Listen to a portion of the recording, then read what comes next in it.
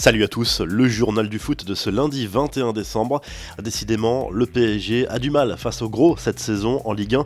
Les champions de France ont été accrochés par le LOSC dimanche soir en clôture de la 16e journée. Score final 0-0, mais c'est bien le club nordiste qui repasse en tête au bénéfice d'un meilleur goal average que l'Olympique Lyonnais. Cette mauvaise série face aux concurrents directs a de quoi inquiéter. Il y avait d'abord eu cette défaite dans le Classico contre l'OM en septembre, puis à Monaco fin novembre et plus récemment contre l'Olympique Lyonnais au Parc des Princes. Le PSG, certes dominateur face au LOSC, peut tout de même remercier Presnel Kimpembe, auteur d'un énorme sauvetage sur une contre-attaque lilloise qui aurait pu faire très mal en fin de match. Le défenseur parisien s'est sacrifié sur une prise de balle de Bouraki Yilmaz, mais a dû sortir dans la foulée en raison d'une douleur ressentie au niveau de la cuisse. Kylian Mbappé, lui, n'est entré en jeu qu'à la 78e minute. L'attaquant français n'était visiblement pas en mesure de disputer un match en intégralité, toujours en raison de problèmes musculaires. Une rechute incompréhensible pour Thomas Tuchel. Levin Kurzawa et Alessandro Florenzi sont également sortis blessés. L'infirmerie se remplit à nouveau au PSG. Le coach allemand ne se fait guère d'illusions en revanche pour le mercato et préfère se concentrer sur la récupération des joueurs actuellement blessés. Le football français est sous le choc après ce terrible drame à Lorient, un accident tragique qui a coûté la vie à un jardinier au Moustoir dimanche après le derby breton entre Lorient et Rennes. Quelques minutes après le coup de sifflet final, alors que certains joueurs étaient encore sur la pelouse pour le décrassage, une rampe de lumière destinée à entretenir la pelouse s'est effondrée sur la victime, un père de famille de 38 ans chargé de l'entretien du terrain. Les secours sont intervenus rapidement mais le jardinier est finalement décédé. Adil Rami règle ses comptes avec l'OM, le champion du monde est persuadé que le club olympien y est pour quelque chose dans son échec à Fenerbahçe. Il s'en est expliqué dans l'émission Téléfoot. Licencié pour faute grave par l'OM en 2019, le défenseur central français en veut personnellement à Jacques-Henri Hérault d'avoir sali son image en le faisant passer pour quelqu'un qui ne jouait plus au football. J'ai des preuves concrètes, des témoignages de gens qui m'ont dit clairement que je ne pourrais pas jouer à Fenerbahçe. Je disais à l'entraîneur fais-moi jouer 2, 3, 4 matchs, je suis le meilleur défenseur de Turquie.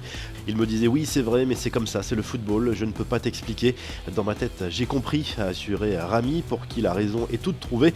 Ils voulaient appuyer leur pseudo-pensée et dire que je n'étais plus footballeur si je rebondissais à Fenerbahçe, que j'étais un leader, ça montrait qu'ils avaient eu tort et ça c'était peut-être une crainte, a souligné le joueur de Boavista.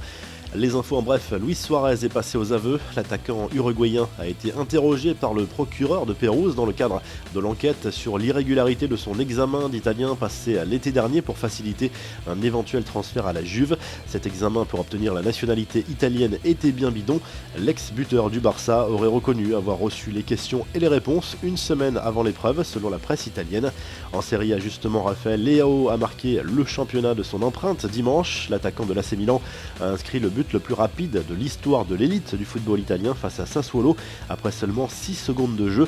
C'est aussi un record dans les 5 grands championnats européens. Direction l'Allemagne où le Borussia Mönchengladbach a dû sanctionner lourdement Marcus Thuram pour ce geste inadmissible. Ce crachat en direction d'un joueur d'Offenheim va lui coûter 150 000 €, soit l'équivalent d'un mois de salaire. Toujours en Bundesliga, Kingsley Coman va devoir repasser une énième fois par l'infirmerie.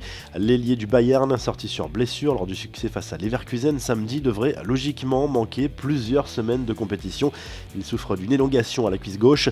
Manchester United va enfin profiter d'Amad Diallo. Le club mancunien avait trouvé un accord avec l'Atalanta Bergame cet été pour le transfert du jeune ivoirien pour 40 millions d'euros, mais ce dernier n'avait pas pu rejoindre la Première Ligue faute d'avoir obtenu le permis de travail.